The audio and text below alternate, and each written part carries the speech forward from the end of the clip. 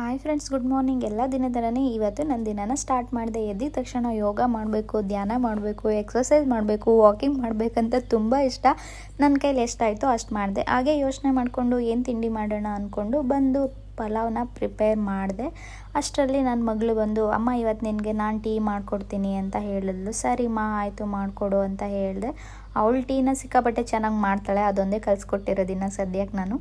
Tea ಕೊಟ್ಬಿಟ್ಟು ಸರಿ school ಹತ್ರ ಹೋಗಬೇಕು, ರೆಡಿ ಆಗು ಅಂತ ಹೇಳಿದೆ. ಆಯ್ತಮ್ಮ ಅಂದ್ಬಿಟ್ಟು ಸಪ್ಪೆ ಮುಖ ಮಾಡಿಕೊಂಡೆ ಹೋಗಿ ರೆಡಿ ಆಗಿಬಿಟ್ಟು ಬಂದಳು.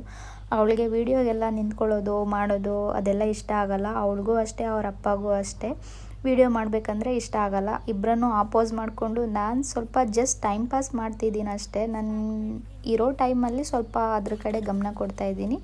ಸರಿ ಅಂದ್ಬಿಟ್ಟು ಹೊರಟ್ವಿ ಮನೆಯಿಂದ. ಮನೆ ಹೋಗೋ ರೋಡಂತೂ ಫುಲ್ಲು ಯಾವಾಗೂ ಈ ಥರ ಗಾಡಿಗಳು ಹೆವಿ ಇರುತ್ತೆ. ಆ ಲಾರಿನ ಚೇಸ್ ಮಾಡಬೇಕಂತ ಹೋದ್ವಿ, ತುಂಬ ಡಸ್ಟ್ ಬರ್ತಾಯಿತ್ತು. ಹಾಗಾಗಿ ಅಂತೂ ಇಂತೂ ಆ ಗಾಡಿನ ಚೇಸ್ ಮಾಡಿದ್ವಿ. ನಮ್ಮ ರೋಡು ಸಿಕ್ಕಾಬಟ್ಟೆ ಯಾವಾಗಲೂ ಇದೇ ಥರ ಇರುತ್ತೆ. ಈ ರೋಡಲ್ಲಿ ಓಡಾಡಬೇಕಂದ್ರೆ ತುಂಬ ಹಿಂಸೆ ಅನಿಸುತ್ತೆ.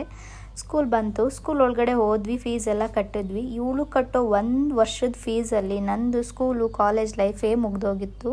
ಇಷ್ಟಾದ್ರೂ ಇಷ್ಟು ಫೀಸ್ ಅಂತೂ ನಾವು ಒಂದು ಸಲನೂ ಕಟ್ಟಿಲ್ಲ. ಬುಕ್ಸ್ ಎಲ್ಲ ಕಲೆಕ್ಟ್ ಮಾಡಿಕೊಂಡು ಬಂದೆ. ಈ ಬುಕ್ಸ್ ಏನಿಲ್ಲ ಅಂದರೂ 15-20 kgs ಇದೆ. ಅದನ್ನು ತೊಗೊಂಡು ಗಾಡಿ ಹತ್ರ ಇಡೋ ಅಷ್ಟರಲ್ಲಿ ಸಾಕಾಗೋಯ್ತು. ಸರಿ ಗಾಡಿಯಲ್ಲಿ ಪೆಟ್ರೋಲ್ ಖಾಲಿಯಾಗಿದೆ ಅಂದ್ಬಿಟ್ಟು ಪೆಟ್ರೋಲ್ ಬಂಕ್ ಹತ್ರ ಹೋಗಿ ಗಾಡಿಗೆ ಪೆಟ್ರೋಲ್ ಹಾಕಿಸ್ಕೊಂಡು ಮನೆ ಕಡೆ ಹೊರಟ್ವಿ.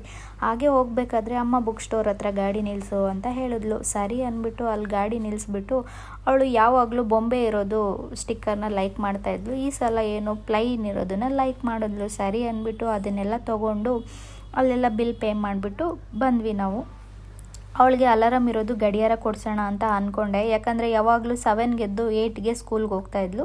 ಈ ಸಲ 6-6:30ಗೆ ಎದ್ದೇಳಬೇಕಂತ ವಾರ್ನು ಮಾಡಿದ್ದೀನಿ. ಸರಿ ಆಯಿತು ಎದ್ದೇಳ್ತೀನಿ, ಗಡಿಯಾರ ಕೊಡಿಸು ಅಲಾರಾಮ್ ಇರೋದು ಅಂದ್ಲು.